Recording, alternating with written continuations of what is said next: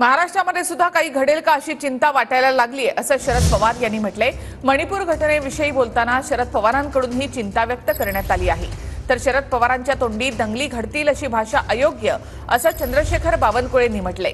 पवारांनी दंगली घडतील असं भविष्य कुठल्या कारणानं केलं असा सवाल बावनकुळे यांनी केलाय।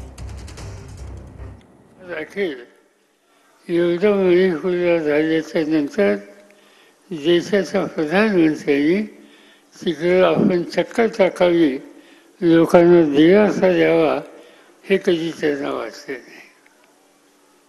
हे घडलं मणिपूरमध्ये, आजूबाजूच्या राज्यातही घडलं, खाली कर्नाटकामध्ये घडलं आणि अलीकडच्या काळामध्ये महाराष्ट्रात काही घडेल का काय अशी चिंता वाटायला लागली।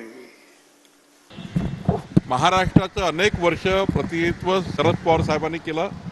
त्यांच्या तोंडून दंगल घडवण्याची भाषा ही काही योग्य नाही आहे। या महाराष्ट्रात तशी स्थिती कधीच येणार नाही। पण शरद पवार साहेबांनी दंगली घडवण्याच्या भाषा किंवा दंगली घडतील अशा भाषा की पुढच्या काळातले दंगली घडण्याचे भविष्य हे कुठल्या कारणावरनं केले आणि त्यांच्या मनात काय हे मला माहिती नाही। एकदा तुम्ही त्यांनाच